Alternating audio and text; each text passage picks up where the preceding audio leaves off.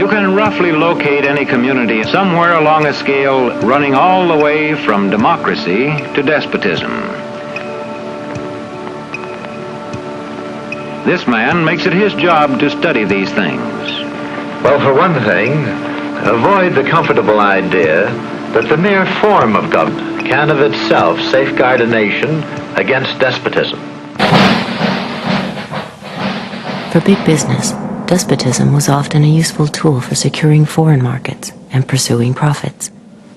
One of the U.S. Marine Corps' most highly decorated generals, Smedley Darlington Butler, by his own account, helped pacify Mexico for American oil companies, Haiti and Cuba for National City Bank, Nicaragua for the Brown Brothers Brokerage, the Dominican Republic for sugar interests, Honduras for U.S. fruit companies, and China for Standard Oil.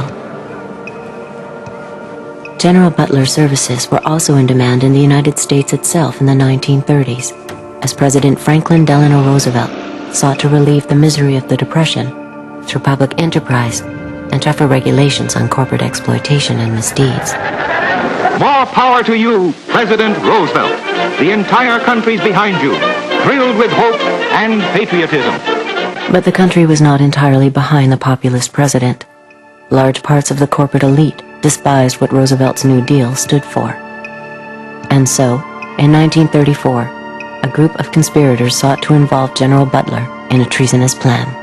The plan as outlined to me was to form an organization of veterans, to use as a bluff or as a club at least, to intimidate the government. But the corporate cabal had picked the wrong man.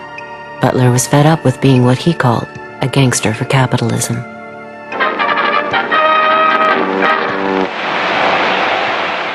I appeared before the Congressional Committee, the highest representation of the American people, under subpoena to tell what I knew of activities which I believe might lead to an attempt to set up a fascist dictatorship. The upshot of the whole thing was that I was supposed to lead an organization of 500,000 men, which would be able to take over the functions of government. A congressional committee ultimately found evidence of a plot to overthrow Roosevelt. According to Butler, the conspiracy included representatives of some of America's top corporations, including J.P. Morgan, DuPont, and Goodyear Tire. As today's chairman of Goodyear Tire knows, for corporations to dominate government, a coup is no longer necessary. Corporations have gone global. And by going global, the governments have lost some control over corporations. Regardless of whether the corporation can be trusted or cannot be trusted, governments today do not have over the corporations the power that they had and the leverage that they had 50 or 60 years ago. And that's a major change. So governments have become powerless compared to where they were before. Capitalism today commands the towering heights and has displaced politics and politicians as the new high priests and reigning oligarchs of our system. So capitalism and its principal protagonists and players, corporate CEOs, have been accorded unusual power and access. This is not to deny the significance of government and politicians, but these are the new high priests.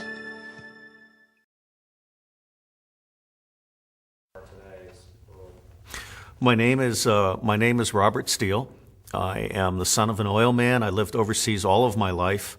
I was very fortunate in both having several graduate degrees and being a Marine Corps infantry officer, Marine Corps intelligence officer, and then a clandestine intelligence case officer. I've programmed imagery satellites. I've helped steal signals code books.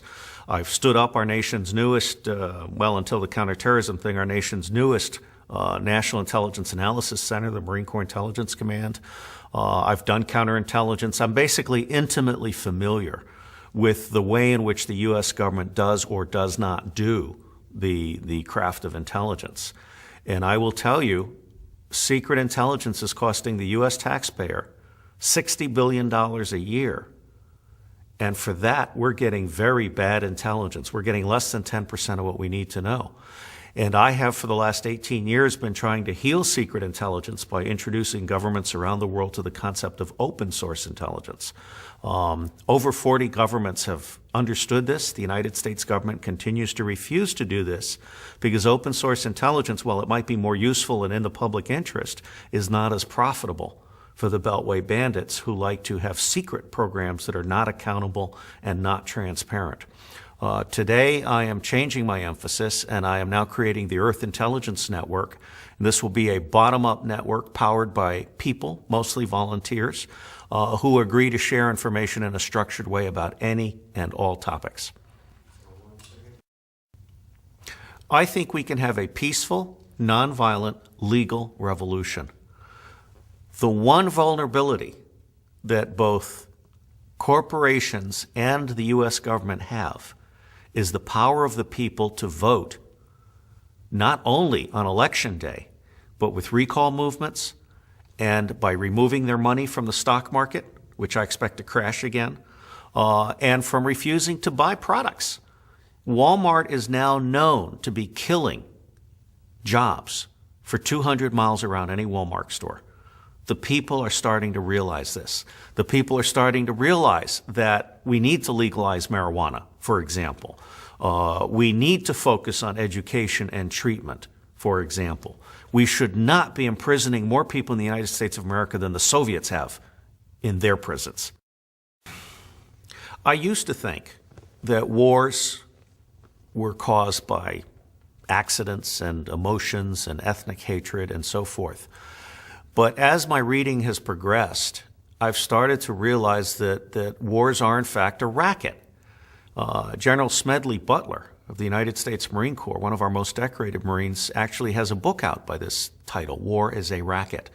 And General Butler is on record as saying that basically the Marine Corps has been used as an enforcer for U.S. corporations. Well, behind the U.S. corporations are the banks. And behind the banks are a few wealthy banking families, including the Rothschilds in Europe and the Rockefellers in the United States. And it turns out that wars and drugs and genocide and all these other things, including uncontrolled infectious disease, are a form of eugenics. They are harvesting profit from people that they think deserve to die. And if they can make a profit while these people die, that's good.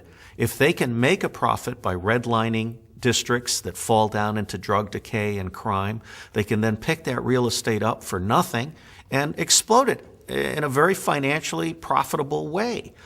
So I have realized, and I was very impressed by Jim Marr's book, Rule by Secrecy, and that was the one that really got me thinking about the degree to which the American public needs to free itself from the banks.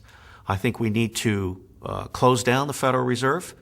We need to print our own money, which is backed by the good faith and will of the American people, rather than borrow money from the banks, particularly when the borrowing is arranged at very bad rates and it's arranged at the expense of the taxpayer and for the benefit of this few. Ricky Ross was basically entrapped by his circumstances and by the fact that Blandón was a CIA agent. It's Blandón that should have been shut down.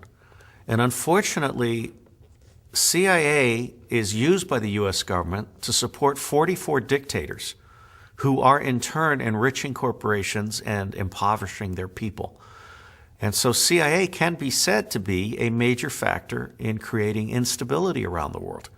And this instability, whether intended or not, is very, very profitable for a very, very few.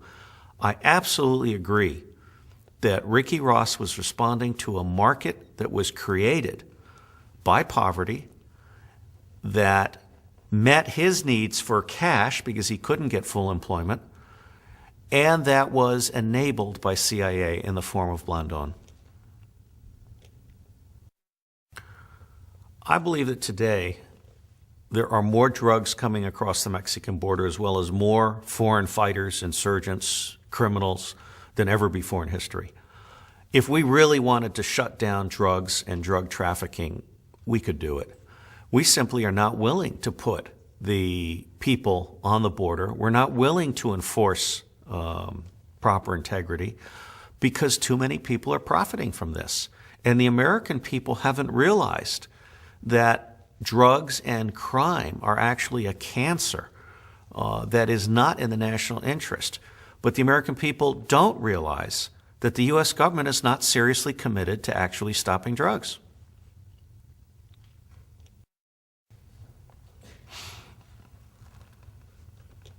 What is the definition of a czar?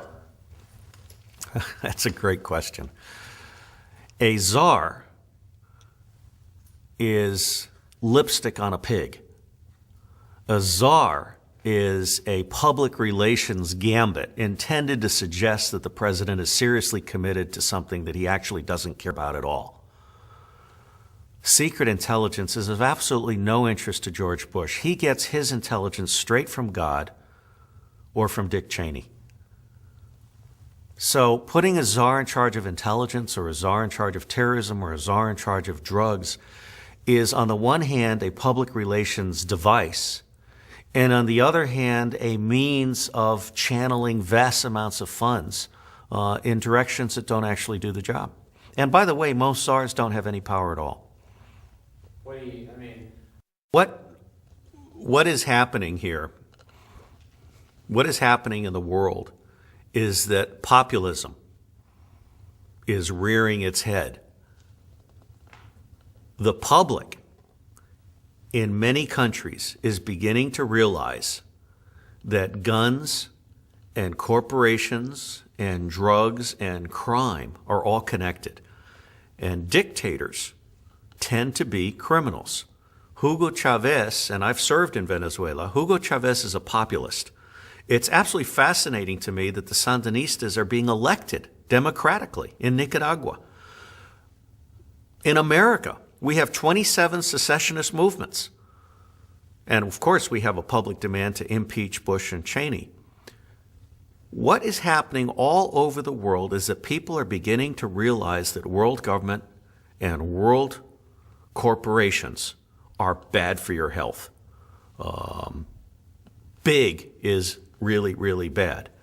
And in my personal opinion, the war on drugs and the continued prevalence of big corporations in the pharmaceutical and hospital and prison and military business areas is a threat to public security and public health. And what we need to do is get a grip on our local governments and then our state governments and then our national governments.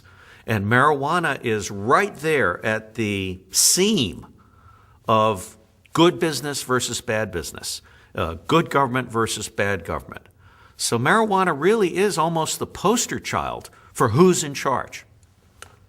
Just reset or talk about that. Sure. Well, first off, let me put this in three parts. Although I've signed a secrecy agreement, it doesn't apply to spontaneous remarks because they can't be reviewed in advance by CIA. I do submit my books for review by CIA, and they've always approved every book I've ever written, except for the last one, which was written with Congressman Simmons, and there was no time. There was a discussion held at CIA about whether my First Amendment rights trumped my secrecy agreement. And I'm told that the decision was made that it would cost CIA too much to try and shut me down. It would cost them more than it would cost me. And at the same time, I've never violated any secret. I mean, I've never said anything that was not true and legitimate, and I don't betray sources and methods, other than telling Congress that CIA basically doesn't do secure operations. Well, there's something going on here in Washington you may be unaware of, something that sort of snuck under the noses of a whole lot of people. And if it continues on this path, that something could make it much more difficult for the bad guys to get punished and the good guys to get praised. In fact, it will have the opposite effect. So here's what's going on. Yesterday, the House Subcommittee on Capital Markets and Government-Sponsored Enterprises passed through a bill that severely weakens protections for whistleblowers and could now be considered any time by the full House Financial Services Committee. Now, this has the backing and the lobbying dollars of the U.S. Chamber of Commerce, which has often been pretty friendly to Wall Street interests and pretty powerful as well. And here's what it would do if it passed. It would require a whistleblower to first report information about misconduct to his or her employer before going to any regulatory agency. It would require the agency, most likely the SEC, to notify the entity or the employer before taking any enforcement action. It would legalize retaliation by the company against the whistleblowing employee, and it removes incentives for whistleblowers previously guaranteed by Dodd-Frank, since whistleblowers often lose their jobs after reporting the wrongdoing inside their companies. And it's funny, with a lot of things here in Washington, the title of this bill is a little deceptive. It's called the Whistleblower Improvement Act. So there's this. And speaking of whistleblowers, the accused WikiLeaks whistleblower Bradley Manning begins his trial next week. Also, as it turns out, President Obama has used the Espionage Act to charge 6 people for alleged mishandling of classified information. Before Obama, there were only 3 cases ever charged under the Espionage Act. So I want to talk about the changing face of whistleblowing in this country, and I've got someone who knows a whole lot about it. Peter Van Buren. Peter is the author of We Meant Well, How I Helped Lose the Battle for the Hearts and Minds of the Iraqi People. And Peter, I know you have been reporting on this topic for quite some time, and you write that there is now an unprecedented assault on government whistleblowers and leakers of every sort. And I know that you charge that, you know, the number of cases and what's going on here, it suggests that there's actually an organized strategy against whistleblowers in America. Talk about what you mean by this. Without a doubt. The Obama administration, as you pointed out, has doubled the number of prosecutions against its own employees using the Espionage Act for whistleblowing. In addition, the government has also gone out of its way to use a number of extra legal tools against whistleblowers whose cases don't rise to the level of the Espionage Act, or in cases where there's not enough evidence or the government doesn't want to make a big deal out of it. This is something it's created a war in Washington. It's going on just below our noses, but it is indeed a struggle. And it is going on, and it's definitely important to talk about this. Of course, right now, one of the most well-known, famous whistleblowers of our time is, of course, Bradley Manning. He is the accused WikiLeaks whistleblower. Let's talk about him, but compare his situation, in which he spent, I believe, at least 9 months in solitary confinement before he was even charged. That situation to Daniel Ellsberg. Daniel Ellsberg, of course, did a lot of research and wrote a report that became the Pentagon Papers. That was released, in several newspapers back in the 70s, and in a lot of ways, for a while at least, maybe not by the government, but by the general public, Daniel Ellsberg was thought of as an inspiration, as a hero. What has changed? What's changed is the attitude of the United States. The government has become more and more secretive and more concerned about its own employees sharing these secrets with the public. When I say secrets, it's a matter of air quotes, really, because it's not so much that these are instruments of national policy or things that need to be kept quiet to protect people's lives or the country. In fact, what they are embarrassments to the government that they just wish to keep behind wraps. It's not just the government, though. I mean, we're going through a period right now where, the government either seems unwilling or unable to respond to some of the wrongdoing on Wall Street. So when we think about these huge Wall Street corporations, we think about people at the top who made decisions that, consciously or not, ended up dragging this economy in the mud and hurt a whole lot of people. We have, of course, seen a couple settlements here and there, but no one still today, in 2012, almost 4 years after the financial collapse, has really been held accountable. So when we think about that, and we think about people who could actually bring evidence to the forefront, those are people that in most cases would have been inside these big companies.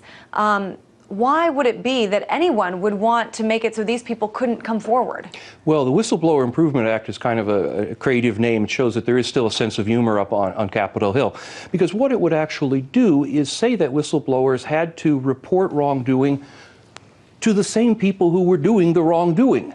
This is almost absurd and a bit of through the looking glass, but in fact what you see is representatives in Congress beholden to the special interest groups that fund them, the corporations that fund them, who want to create a loop where whistleblowers, instead of speaking out to the SEC or to journalists who might be able to expose these things, instead tell their mom and dad that their mom and dad have been bad and then sit quietly while nothing happens. Right, and they can't even you know, even if they did tell the SEC or another government regulator, that government regulator would have to then tell their company before any sort of action could be taking place. I mean, it seems to me that, you know, this sort of checks and balances system, that there's an attitude in Washington, and of course this bill has not been passed, but it's moving along.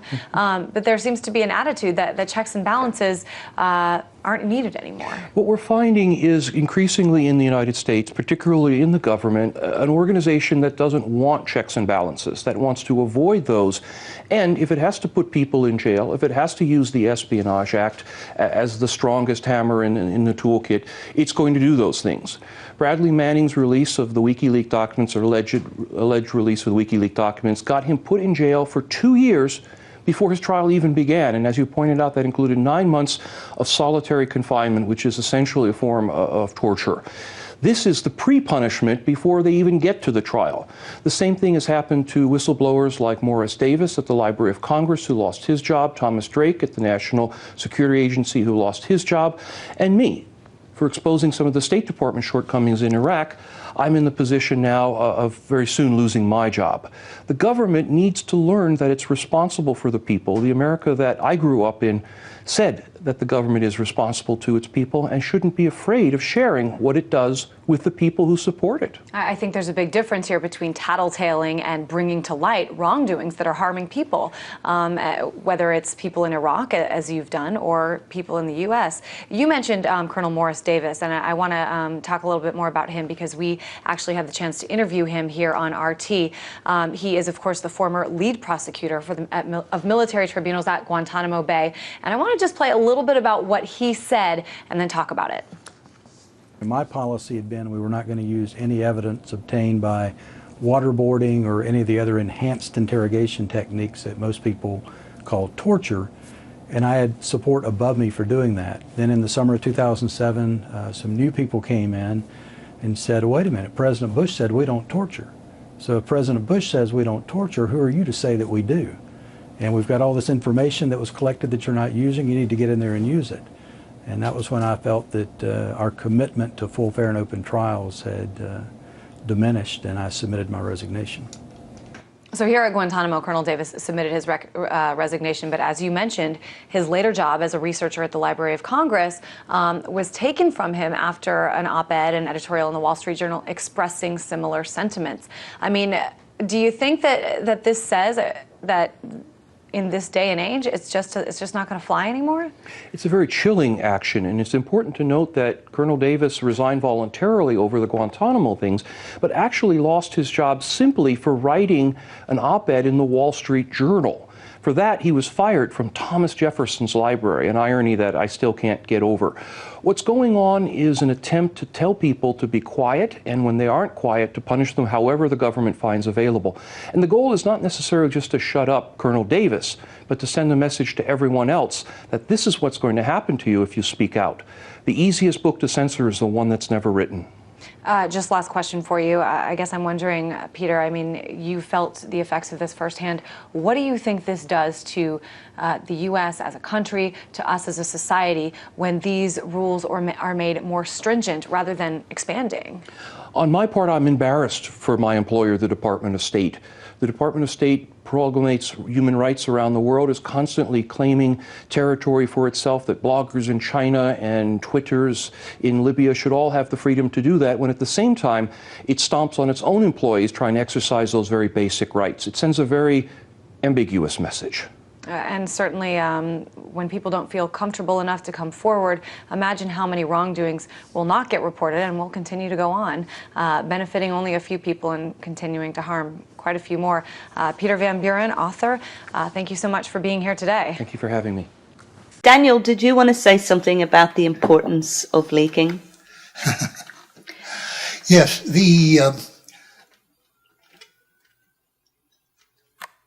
Stephen Aftergood, who writes for the Federation of American Scientists and does a thing called Secrecy News, which is an indispensable newsletter about what's happening in the field of classification and secrecy in general. So I read it regularly, and it's very good. But he hasn't had a clearance himself. He hasn't been inside the system himself.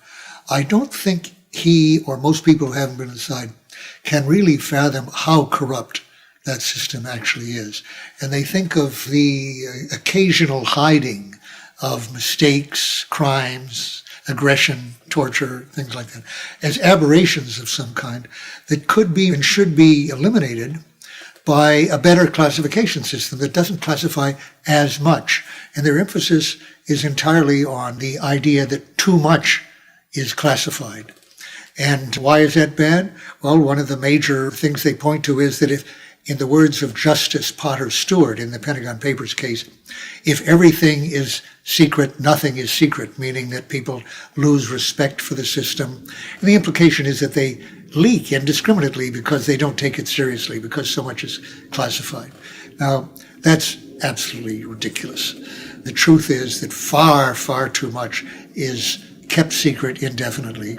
It's not a question of there being too many leaks, and the way to correct that is to have a system with far less classified and then far fewer leaks. The truth is that what will be protected if you have a classification system is, above all, the information that might embarrass the people who are writing the documents, the people who are in charge of the policy, might show them to have been criminals or reckless, as is often the case. And remember, a lot of that isn't clear at the time. Some of it is, but much of it isn't. You can't easily tell at a given moment what particular document will come back to bite you, how it will fit into, let's say, a pattern of deception. For example, you make predictions in all good faith, or not, perhaps for self-serving purposes, but you make predictions, and you can't really be sure which of them is going to look awful. Some of them are bound to be wrong, and everyone understands that errors and false predictions are inevitable. But some predictions are going to look really bad. Better to not have those available to the public at all. Classify everything, and then it can't come back to bite you. It can't embarrass you later if people don't know that piece of information exists at all.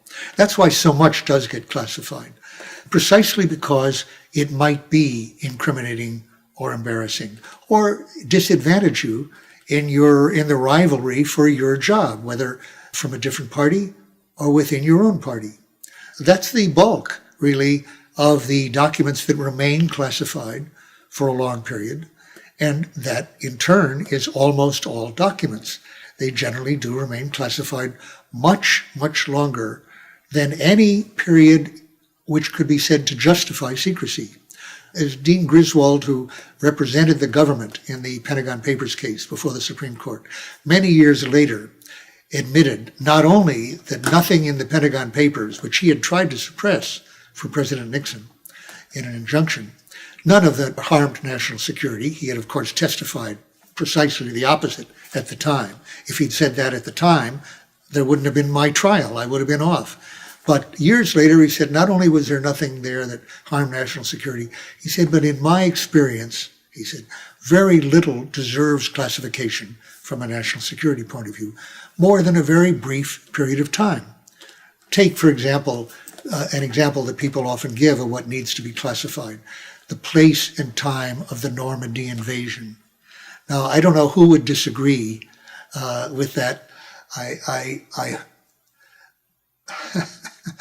It's just possible that Julian Assange would disagree with that. I don't know.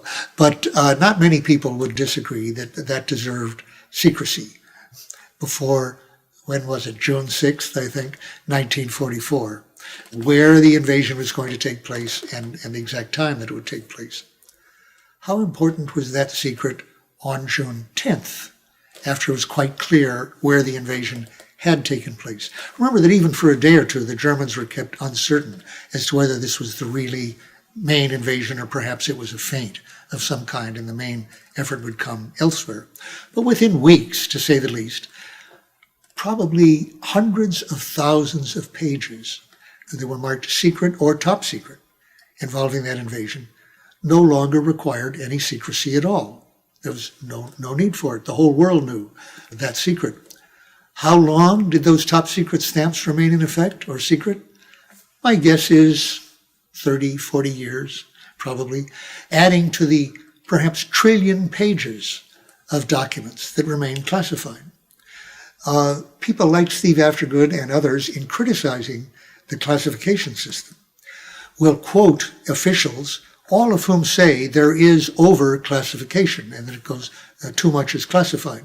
And sometimes they'll make what seem like dramatic estimates of the amount that doesn't any longer need classification.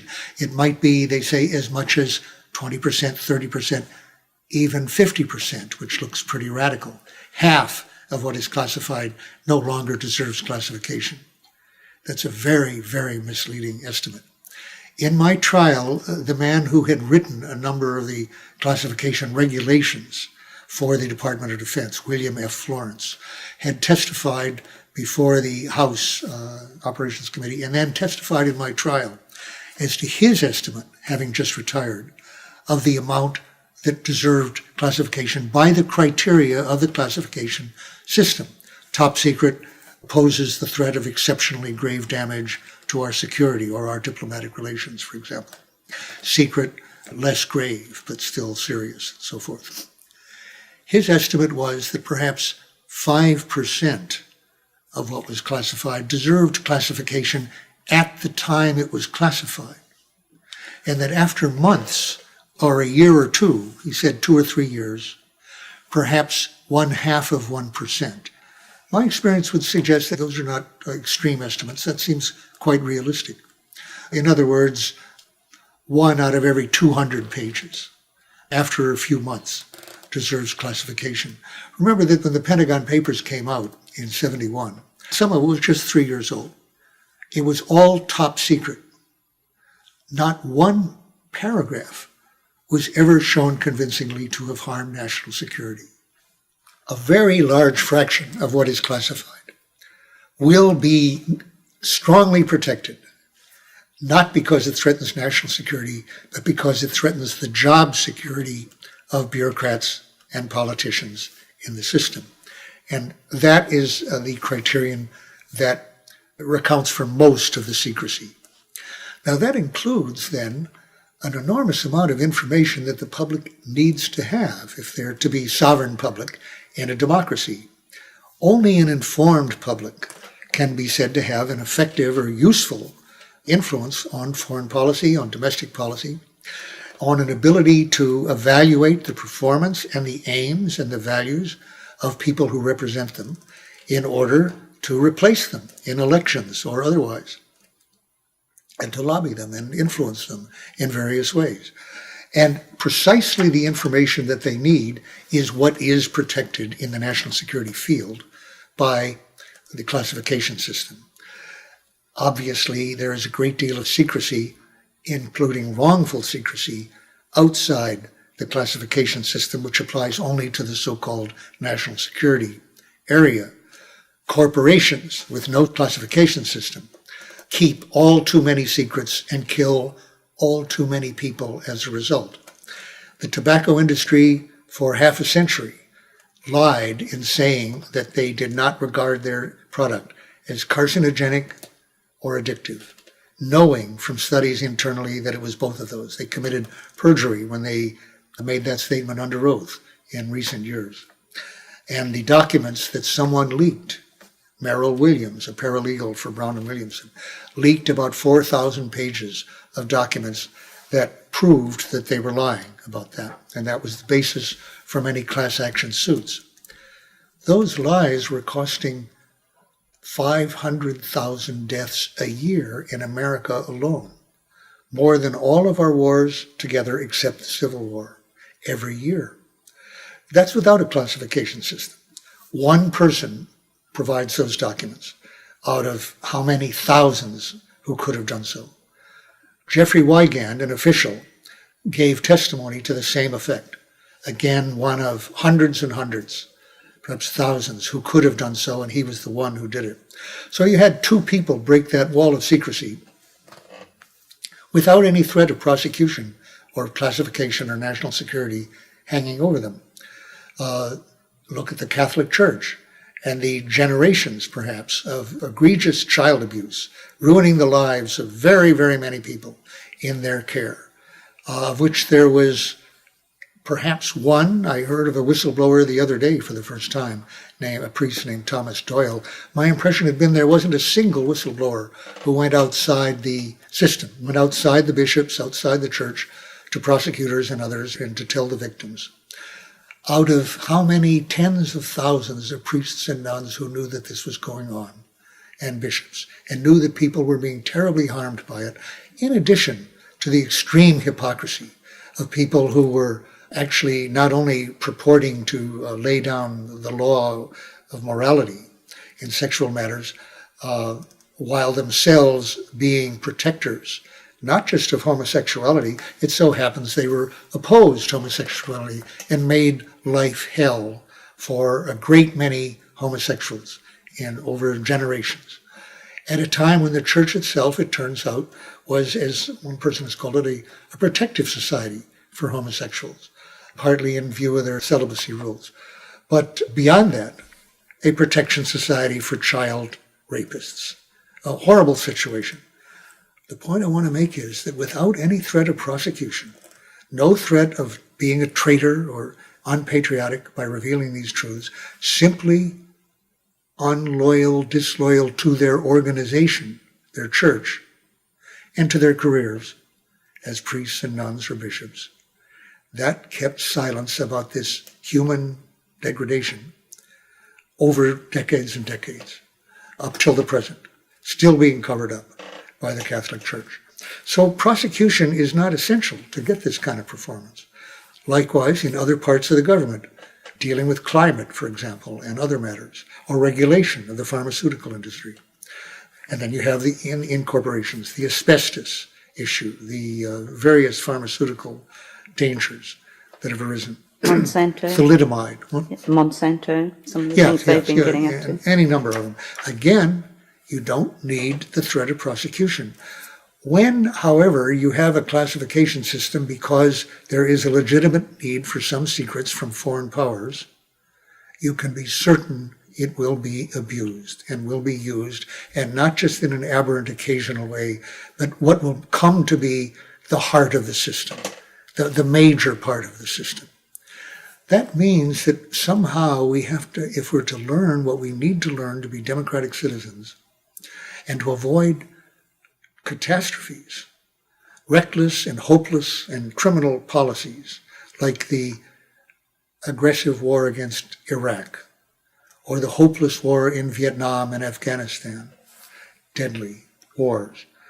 To avoid those, you have to challenge the secrecy that makes them possible.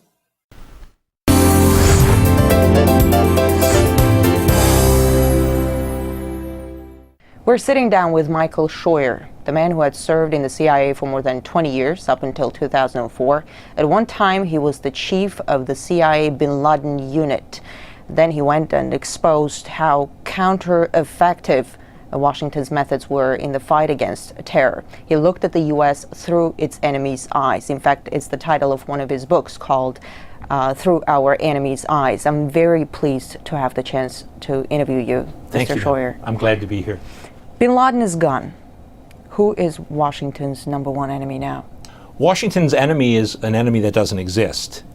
We're fighting an Islamic enemy that Washington believes is out to kill us because we have elections, because we're free, because we have women in the workplace. It's an enemy that doesn't exist. It didn't exist when bin Laden was alive. It doesn't exist now. America is being attacked because of its foreign policy in the Muslim world, because of its support for Israel, because of its support for the Saudi police state, because of its presence on the Arab Peninsula. And until we accept that, until Americans can say to each other, whether you support aid to Israel or not, our relationship with Israel is causing this war, we are not going to be able to defeat this enemy. And Israel itself as a country is not the problem. The real problem is the leaders of the Jewish American community in the United States who influence and corrupt our Congress to support Israel when we have no interest there. You imply that the Israeli lobby is dragging the United States into the wars, into the conflicts? They're absolutely dragging us in. Iraq was a war that was proffered or was called for mainly. Then let me ask you this. Yeah. The situation in the region, in the wake of all these revolutions in the Middle East and North Africa, yes. You can pretty much describe it as turmoil. turmoil is no good for Israel. Isn't there a contradiction to what you're saying? Well, the American political establishment is caught between two things. They're extremely pro-Israel, and they're almost Marxist in their belief that democracy and the spread of democracy is inevitable in all places, in all peoples, at all times. And so they need to protect the Israelis, but they can't say what is a reality. For example, there is not going to be a democracy in Tunisia or Libya or Egypt that in any way resembles democracy in the West. And yet what they've done is create anarchy. They've created a situation where the only beneficiaries are the Islamists.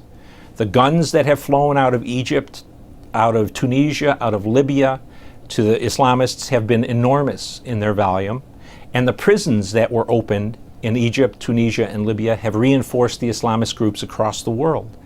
So their mindless pursuit of secular democracy, at the end of the day, endangers the stability of the region and probably the whole world. Are you saying we're going to see further radicalization of the region? Oh, especially in Africa. Yes, ma'am. The guns that are flowing out of the three places where there were Arab Spring revolts are going to cause problems in Somalia, across North Africa, and in Nigeria. Let's talk about Syria. Yes. Syria says the earth will start shaking if anyone intervenes in their internal affairs. How badly does the U.S. Is the U.S. trying to interfere? Oh, I think we're interfering unconscionably. Until they removed the U.S. ambassador, he was running around the country trying to encourage groups to overthrow the Syrian government. That is not the role of any diplomat, United States or Russian or Chinese or British. We have really very cold-bloodedly urged Syrians to get out on the street, knowing that they're going to get shot down by their government. Again, Syria is a country where there is no U.S. interest. Since I was a little boy, we've been afraid of the Syrians, and if you look at the map, it's hard to imagine that little blot of country called Syria could be a threat to the United States. The CIA has reportedly worked with the Syrian opposition for years. Well, I'm not sure we worked with the Syrian opposition. We've certainly worked with the Syrian WikiLeaks government. cables. Well, I haven't. Yeah. Well, then, if it's there, it's there. But our relationship with the Syrians is really a relatively unimportant one. But again, it's another very good example of the dichotomy in the thinking of American leaders. Because as we call for democracy in Syria, if Assad goes, Israel's security goes straight down. If the region becomes a complete mess, doesn't Washington see any dangers to Israel? I mean, with Iran involved, it won't be pretty. I think that's exactly right, ma'am. I don't know what the thinking is, except that they have come down on the belief that democracy is better for everybody. And the truth is, American and Western foreign policy interests in the Middle East have depended for 50 years on the maintenance of tyranny. Tyranny that gave us access to oil, tyranny that protected Israel, and in the last 20 years, tyrannies that persecuted Islamists to protect us. All of that is going by the wayside. And to the Israelis' credit, the Israelis are the only ones who have stood up and said, democracy may not be very good for our security, and they couldn't be more correct. About Iran, what's Washington's plan for Iran? Whatever Israel's plan is for Iran. Both parties, Republicans and Democrats, are deathly afraid that the Israelis will attack them off their own hook. And if Israel attacks Iran, the Americans will get blamed for condoning it, whether we did or not. So I think what we're seeing is a slow, almost inexorable advance toward some kind of a conflict with Iran. What do you make of these recent accusations that the Iranian government was trying to kill the Saudi ambassador in Washington? I'm not in a position to know whether or not the information was accurate. But when I was a young intelligence officer, I worked against Iran and Lebanese Hezbollah. And I can tell you, in the 90s, they were meticulous in covering their tracks and only using as agents of terrorism their own people. The plot that was described by the Attorney General of the United States is a comic opera. Through a Mexican drug cartel. Yeah, and to believe that the Iranians would risk war with the United States, Israel, and much of NATO to kill a Saudi ambassador who was not even part of the royal family, that's hard for me to believe. Let's talk about Libya. Libya is in ruins in the wake of NATO bombings. Yes. It's brimming with weapons. Yes. An al-Qaeda flag was planted over a courthouse in Benghazi. Yes. How good of a playground is Libya for people with radical agendas? Very strong Islamist presence in Libya. Since the war against the Soviets in Afghanistan, Libya has sent as many of its people to fight in those insurgencies, the Islamist insurgencies, as any other country in North Africa, maybe outside of Saudi Arabia. The Libyan Islamic Fighting Group fought a long time against the Soviets. They fought against Gaddafi. A great number of Libyans went to Iraq and to Afghanistan to fight us. And whatever strength the Libyan resistance had in terms of military capability, that came from experienced Islamist fighters. So the idea that somehow there's democracy afoot in Libya is just simply wrong. Could it become a hotbed of terror? I don't know if it could become a hotbed of terror, but it can become a country that's decidedly anti-American, anti-NATO. It can be probably less a hotbed of terror than a country that is vastly unstable. It seems the U.S. is almost creating grounds for terrorists to surge and then goes out fighting them. We see it in Pakistan. They got the whole nation alienated because of the strikes. A lot of people want revenge. How efficient is that? We are very efficient in this day and age, in the last 20 years, in creating enemies. We're not very efficient in creating security for the United States. We have the best educated population in the world, and we have the people with the littlest amount of common sense. How many times have we heard Mr. Clinton, Mr. Bush, Mr. Obama say, this has nothing to do with religion, this is not a religious war, this is a bunch of people who are just madmen. We are definitely fighting a religious war. And until we come to realize that, we are never going to be able to defeat it. In fact, we're encouraging the growth of a new generation of people who are going to fight us. The U.S. is pulling its troops out of Iraq, but at the same time, it's boosting its military presence in the Persian Gulf. More ground troops are planned to be deployed. New drone bases are being built. What do you make of such expansion? It just demonstrates again the ignorance of the United States government in terms of its political leadership about what our problem is in the Muslim world. The key point of formation for al-Qaeda was the presence of U.S. military forces on the Arabian Peninsula. 15 years after they declared war on us, we're now going to take people out of Iraq and put them in Kuwait and Bahrain and Saudi Arabia, reinforcing our presence on the Arab Peninsula. Only going to cause us more foes and more enemies in the Islamic world. It's a contradiction. It's a lack of common sense. Let me ask you this: if the U.S. pulls out of everywhere, yes, is it going to be the end of terrorism? It certainly would deny the terrorists the glue of unity that keeps them focused on the United States. If we weren't the main enemy, they would be attacking Israel, they would be attacking the Saudis, they would be attacking the Moroccans. The war would be... And would you say let them attack the Israelis and the Saudis? Let them go. Sometimes they say the Chinese will come in. I said, let the Chinese deal with these people for the next 50 years. We've had enough of it. But I think the point is the Americans can't get out. We're dependent on the Saudis to maintain our interests in the world oil market. And the Saudis buy, next to the Chinese, more of our debt than anyone else. So as long as we're side by side with the Saudis and with the Israelis, we're stuck in the Middle East, and America will continue to bleed. Dr. Schroyer, thanks for the interview. Yes, ma'am.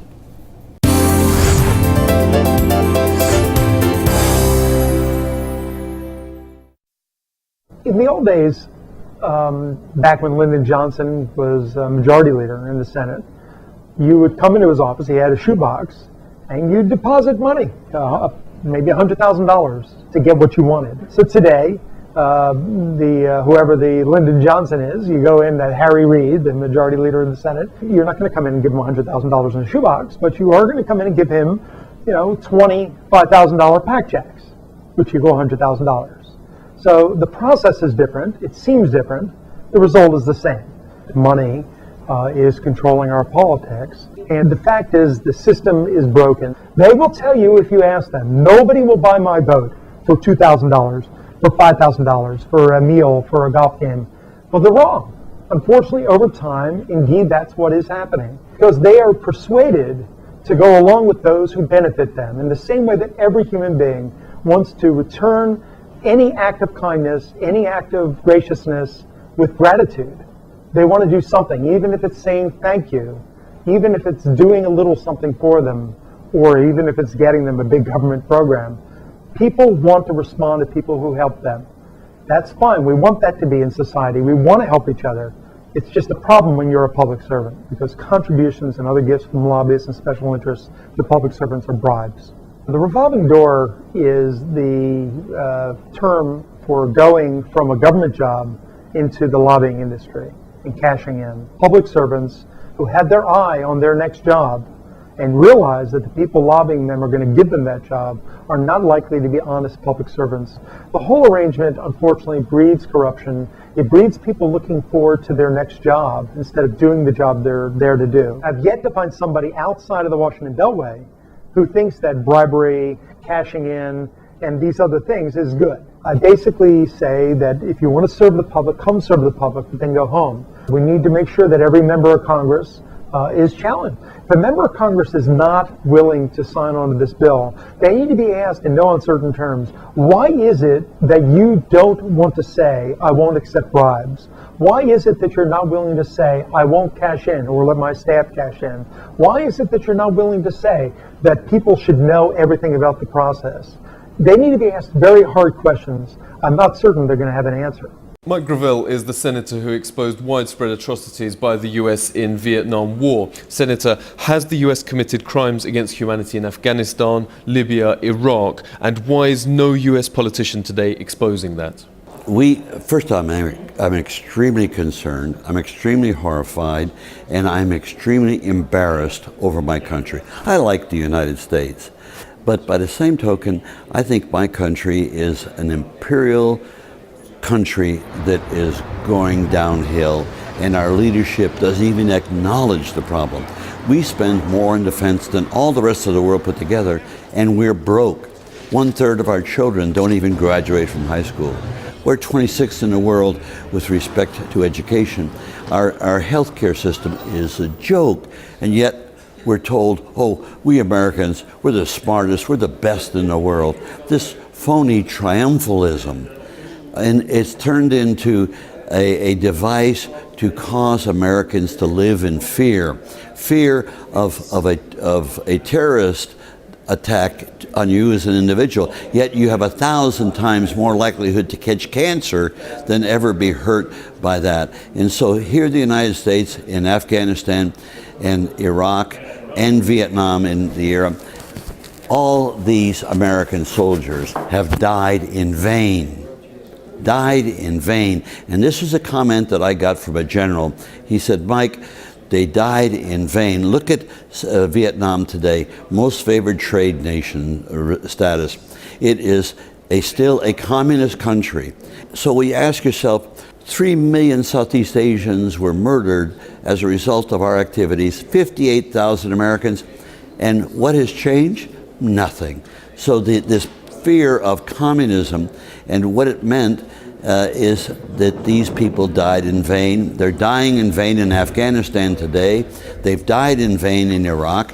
When Obama says, you know, we're leaving, Maliki is throwing us out of Iraq. Maliki is a corrupt government, and you're going to see essentially a civil war. As soon as we leave the scene, it's going to be the mess that it was before, but here, all I can say about what the United States is doing, it's immoral. As a result of 9/11, we have altered our moral compass, and people begin to getting used to brutalizing each other. This is what happens. We Americans used to think, oh, what happened in Germany could never happen with us. Well, it's happening with us. And it's happening to the detriment of our global position, because we've lost respect, because people now fear the United States, because we're like a drunken person. We'll go to war anywhere if you threaten us.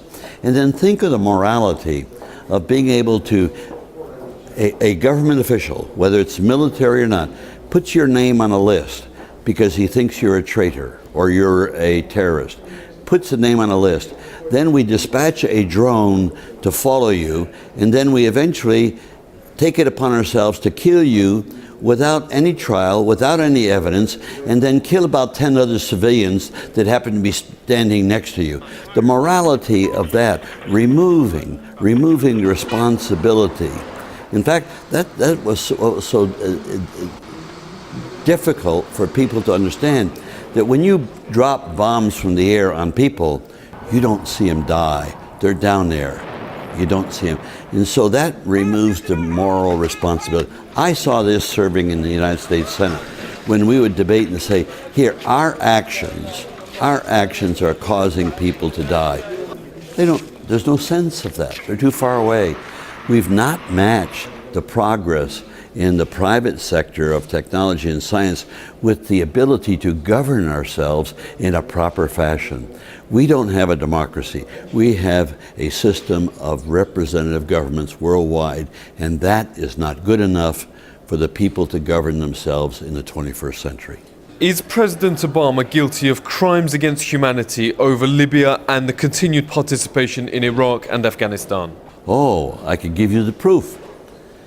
After he got elected President of the United States, a lot of progressives felt that in Obama campaigned that he was going to be transparent and we're going to have a new level of democracy.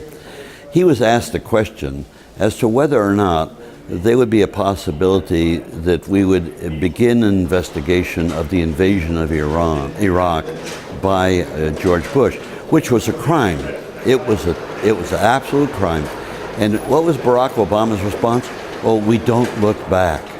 That means we don't want you, the American citizens, to see what happened, because you may turn around and accuse us of doing the same thing. Well, it's even worse than that. It's not an accusation. He has been doing exactly the same thing as George Bush did. Here, most people aren't aware of the fact that last year, the Obama administration chased out of the United States, expulsed them, over 500,000 people expulsed from the United States. I mean, if we had a media that was at all honest, this would have been front page. This would have been hotly discussed. Here, Obama is raising $1 billion for his re-election campaign, and he's made the statement, which demonstrates what little respect he has for the people. He's made the statement, we're not going to take any money from special interest. Well, I'll tell you, the $1 billion is coming from special interest. And so he can tell you, looking right at you. The West gearing up to attack Iran, how serious is that? The irresponsibility of Netanyahu and the lies. No, I don't have to. I'm not telling you anything new. Sarkozy says he's a liar. So in my humble status as a private citizen, that I tell you that Netanyahu is a liar is nothing new. But he is a liar because he's made statements about Iran that are absolutely ridiculous. And all it is to create the fear for the people within Israel. He is part of the George Bush syndrome, and that is create a bunker mentality and create fear, because with fear you can make people do almost anything in a representative society. And that's what they're doing in Israel. Israel has the finest group of peace advocates right within. Whenever I speak about Israel, I always quote Israeli citizens. I don't quote knowledge that I pick up anywhere else, because they are the best critics. Read Haaretz, and you'll see what they think of the government. And so this whole ginning up of a war with Iran, very dangerous, because Iran is not Syria, not Lebanon. Iran is a proud nation, and they have missile capabilities. They won't have nuclear capabilities, but they have missile capabilities that they can rain down on Tel Aviv. Now, I can tell you, if they are attacked, they will attack back, and Israel is so vulnerable and so small that they will retaliate. They'll use nukes to retaliate, because they can't suffer to be destroyed. They'll use the end solution. So they nuke Iran What do you think Pakistan's going to do with its nukes? What do you think China's going to do? What do you think the United States is going to do in retaliation?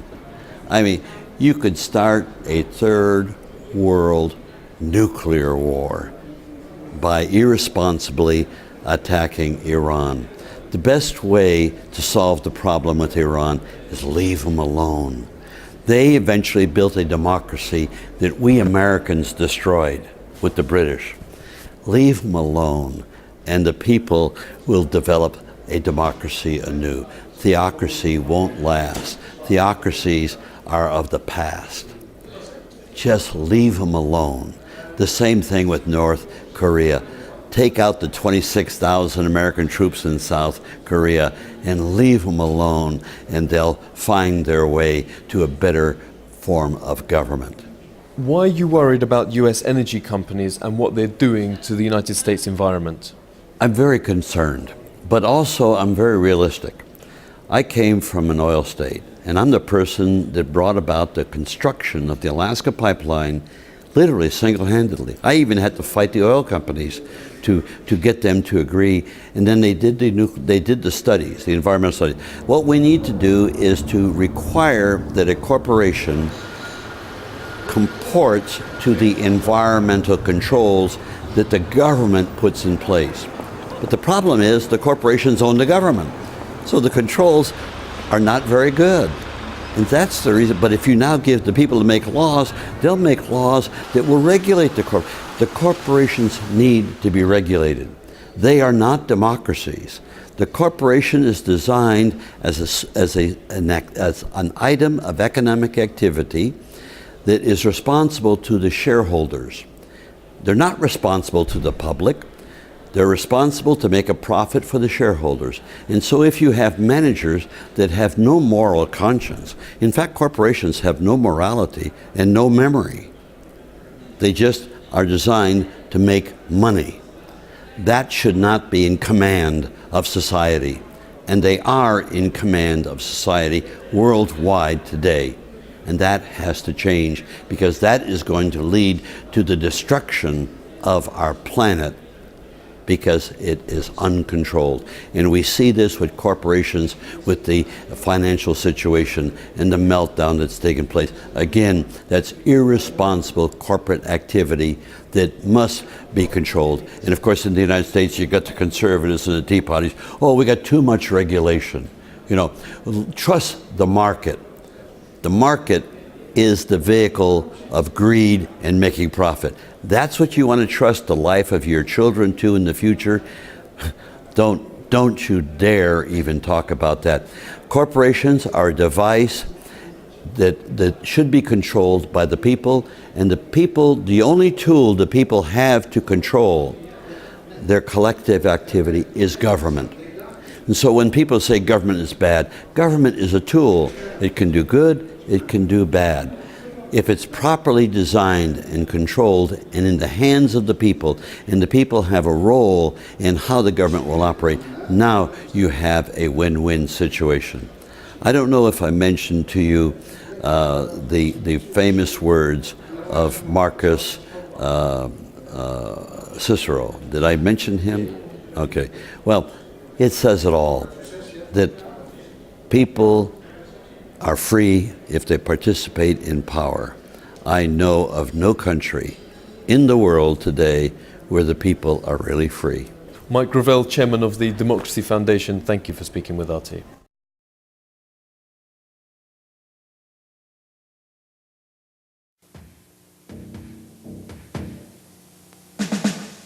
On September 1st, 1987, S. Brian Wilson began a protest at the Concord Naval Weapons Station near Oakland, California.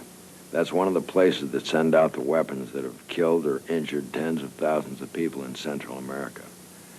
Brian delivered a letter to the base commander telling him that on that day he'd begin using his body to block the trains carrying his weapons. His hope was that if they stopped the train to save one human life, they were not far from understanding they could also stop it from destroying many human lives, each of equal value in Central America. They must have known he meant business, 1 year earlier, with 3 other veterans, he'd gone without food for 36 days on the steps of the Capitol to persuade Congress to stop the killing in Central America. Brian Wilson, former high school jock, former Air Force security officer in Vietnam, former dairy farmer who'd received a commendation for his work with the traumatized veterans of Vietnam, was run over that day. He'd put himself in the place of the people of Central America, and in doing so, he opened up the deepest truths of human existence. For the life and times of Brian Wilson had turned him into a satyagrahi, a practitioner of the nonviolent resistance to evil. The path taken by Martin Luther King, Mahatma Gandhi, and Archbishop Romero of El Salvador. Brian trusted that even greater than the power of a speeding train is the power of truth and love. He showed a new kind of heroism, the kind that may just bring the world back from the brink of self-destruction. He acted on his faith in the unity and sanctity of all life, and that if one person will speak and act upon this truth, it will open the hearts of many and provide us a way out in this most desperate moment. 5% of the people of the world live in the United States, but we consume 40% of the resources of the world. We have become used to thinking that we have a right to all that we have, no matter what damage we do to the earth or to other people. We have become detached and disconnected from reality. We have become detached from the earth. We have become detached from the feelings and lives of people elsewhere if it interferes with our right to maintain our lifestyle and standard of living. I would submit to you that we're on a course leading to inevitable annihilation. Martin Luther King said the issue is not between violence and nonviolence, it's between nonviolence and non-existence. The course we're on in the first world is a course of ultimate destruction.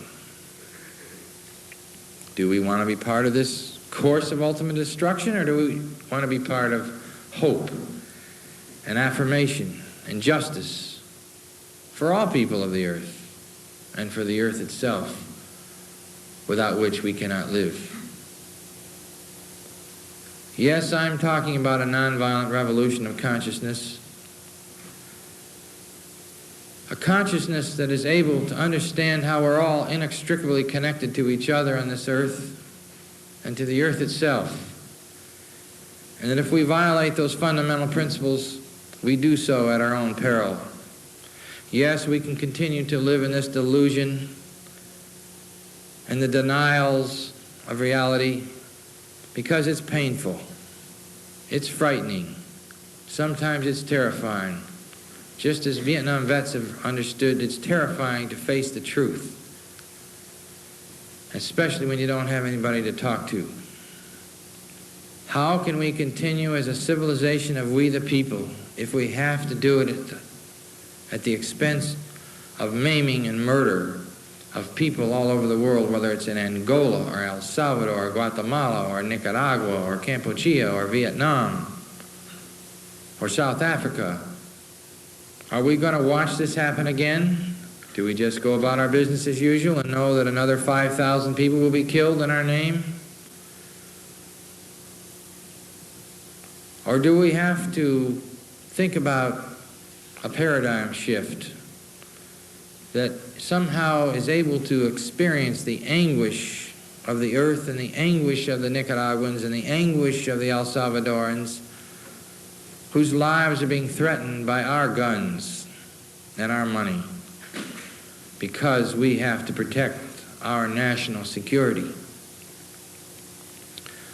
Well, I hope and I challenge all of you to think, but more importantly to feel in your heart how you might be able to act in such a way so that the world can live in peace and justice. And I'm liberated. I'm free to stand anywhere, any place, and tell them they cannot continue to kill mothers and fathers and children in my name as a citizen of the United States. So I ask each of you to search your hearts as to what your truth is for being a citizen of the earth, promoting justice as a foundation for peace. It's not going to happen magically, and I think it's not going to happen by relying on these political structures and institutions in Washington. I think we're going to have to wage peace in the most extraordinary ways, whether our government wants it or not. And so I simply say that you will know in your heart, I believe, what to do. But I know that without a nonviolent revolution of consciousness, we will not survive as a civilization or as a planet. We are at an extraordinary point in history where we can choose to have peace if we want to pay the price. And what more glorious goal and value do we want than peace for all people? And so I look forward to working together with you all, with we the people, to build a new society. A society that understands that we are not worth more and they are not worth less. And that we will be willing to pay the price and take the risks to wage peace with all fellow and sister human beings.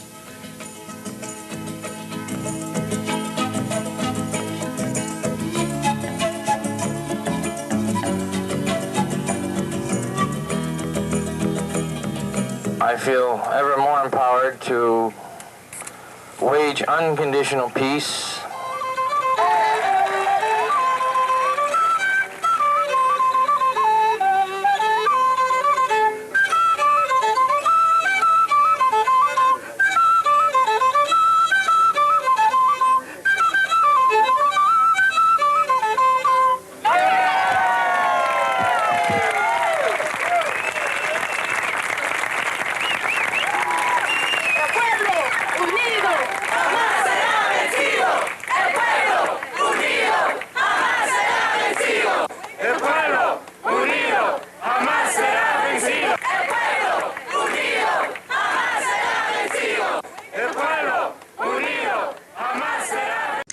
Well, let's talk now about a subject that's near and dear to our hearts here at RT America, whistleblowers. We've been recently covering the Bradley Manning case extensively, and despite more and more people being arrested and convicted for speaking up, there are some who think we're going too easy on whistleblowers in this country. Here's Senator Joe Lieberman on NBC's Meet the Press yesterday. I think we're on a slippery slope where people think there's no accountability if you leak. And we've got to change that. I think we've got to change the law that's applied here. The last person to be convicted of a crime for leaking to the media was more than 25 years ago. We're still using a 1917 Espionage Act that requires some showing of intent, a knowledge that a leak would harm the security of the United States. But, Chris, it seems to be... Well, guess what? That Espionage Act has actually been used by President Obama more than every president before him. It's been used to charge the following people: Thomas Drake, Shammai Leibowitz, Stephen Jinwoo Kim, Bradley Manning, Jeffrey Sterling, and John Kiriakou.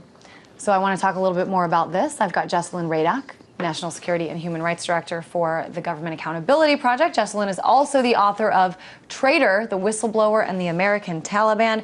And Jessalyn, that book written about your experience being a whistleblower yourself, talking about the case of John Walker Lynn, the American Taliban. First, let me just ask you your reaction to Senator Lieberman's comments over the weekend. I think he is completely out of touch with what's been going on for the last 2 years, which is people, most of whom are whistleblowers, being prosecuted under the Espionage Act, which is meant to go after spies, not whistleblowers.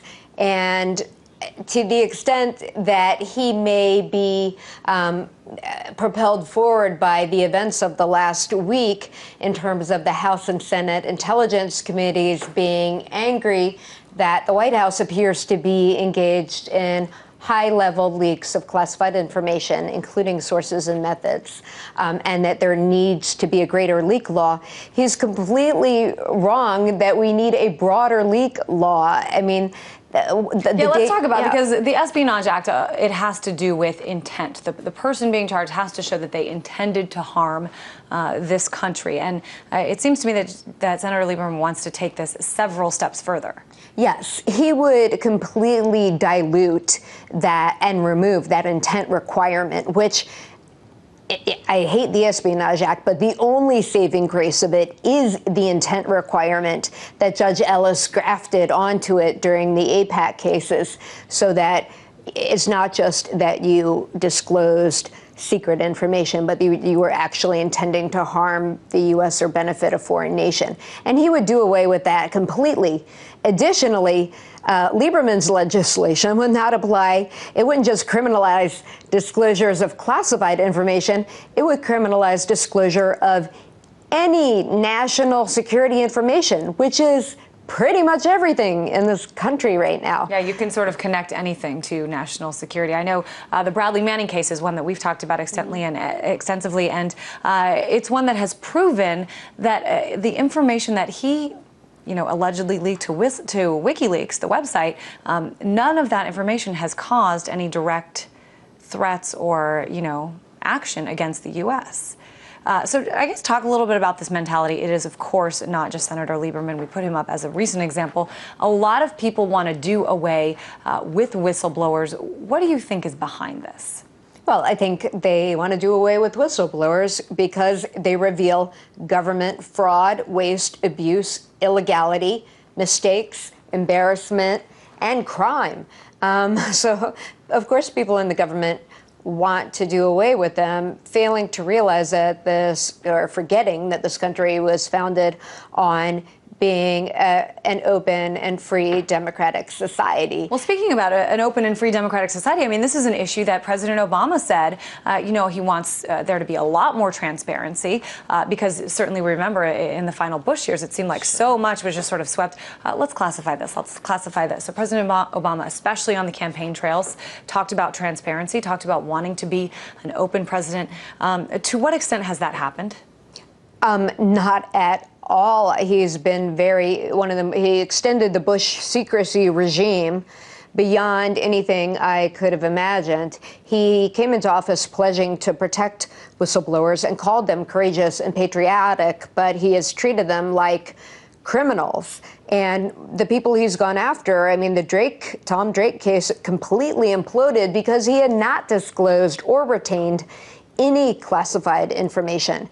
And I think having a broad anti-leak bill that would basically criminalize the disclosure of any national security information would hurt whistleblowers. It would hurt ambassadors around the world doing press briefings. It would hurt journalists. I mean, it really would lead us down the garden path to the censorship upon which this country was founded against. Let's talk about kind of the timeline, the evolution here of this mentality about whistleblowers. I would venture to guess that 9/11 certainly has a lot to do with it, or at least the excuse. It brought forth the Patriot Act. But we have come a long way, and by a long way, I don't mean progress. I mean, we've come a long way back from Daniel Ellsberg, who, leaked the Pentagon Papers. He was hailed by so many as a hero, not right away, but over time. He was looked at as somebody who was brave, somebody who brought about the truth of what was actually happening behind the Vietnam War.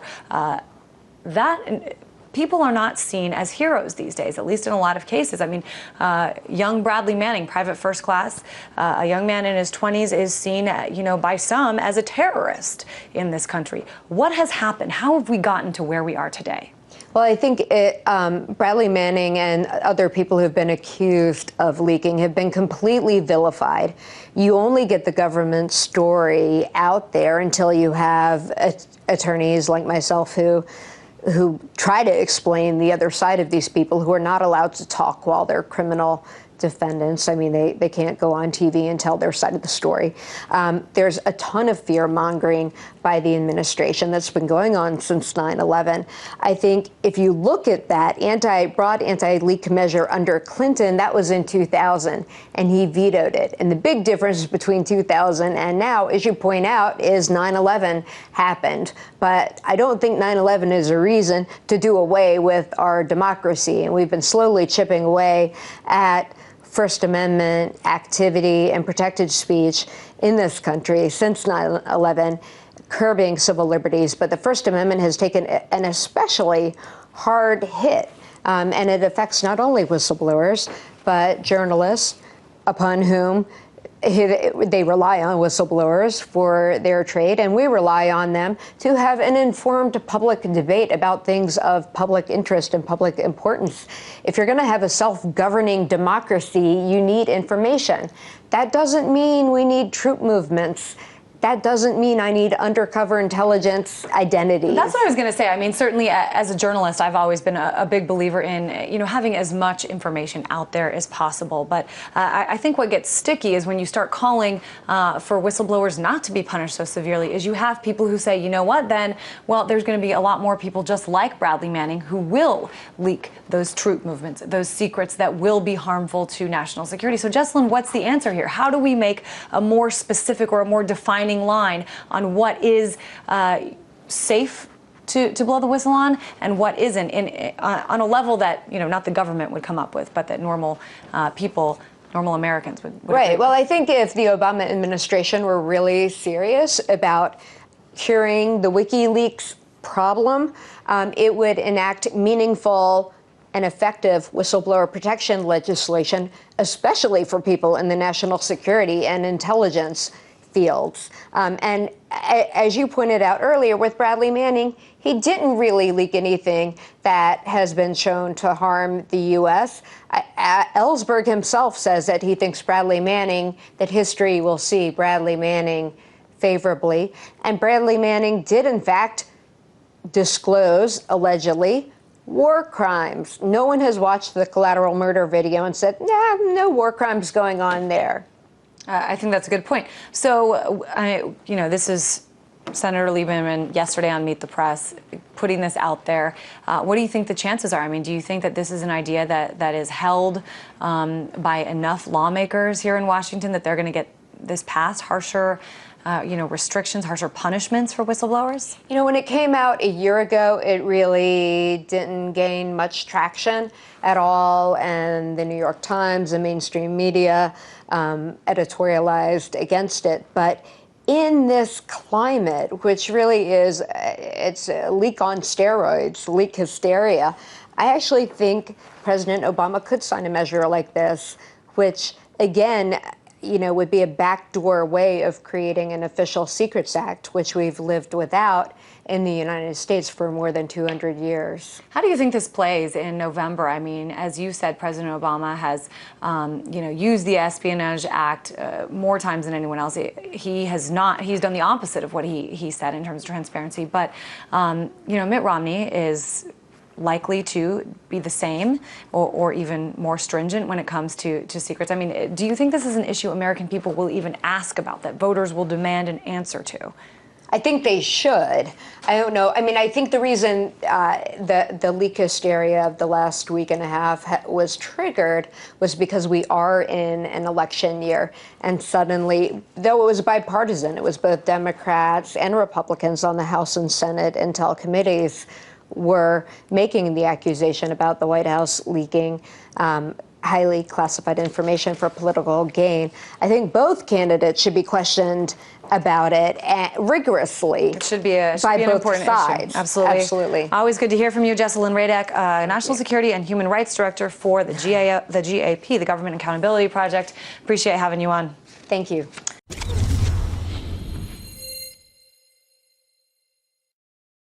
Hall. My question to you is that I believe that open and transparent government is an important part of a government being accountable to the people, and indeed Obama made the same sort of promises, and he's obviously failed on that. The most visible example is Bradley Manning and the WikiLeaks issue. In your administration, what would you do to safeguard government transparency, and specifically, what would you do about Bradley Manning? I'd have him protected under the Whistleblowers Act. No, I think this issue is a very important issue because I maintain that government becomes more secret and the people's privacy is being destroyed. We should protect the people's privacy and we should make government much more open. We could start with the Federal Reserve System. But whistleblowers should be protected. If they're telling the truth, And they're not doing it for the purpose of being a traitor. I mean, Bradley Manning, I imagine some people ought to think it through, but from what I can see from my viewpoint is that his motivation had nothing to do with helping the enemy. Matter of fact, the names and people that could have been injured that were removed, nobody has ever, you know that if anybody had ever suffered a consequence because of the release of those thousands and thousands of pages, we would have heard about it by now. So I would certainly lean in the direction of protecting people who are trying to tell the truth. You know, Daniel Ellsberg was in the 60s, was early 70s, I guess, was a traitor as far as the people were concerned. But he's really, for me, a hero in the sense that we have good history now about Vietnam. But too bad we haven't learned about what was going on. But his own remorse about this wasn't that he did it. Ellsberg's remorse was, why didn't I do it sooner? Because he knew about it, and he was in the Pentagon. He knew it was based on a lie, but he finally just couldn't live with himself, and he brought this out. So the more openness, the better. That's what a free society is all about. And it wouldn't be so critical if the government was a lot smoother, but a lot smaller. But because it's so big, it's a big issue because there's so much that can be hidden.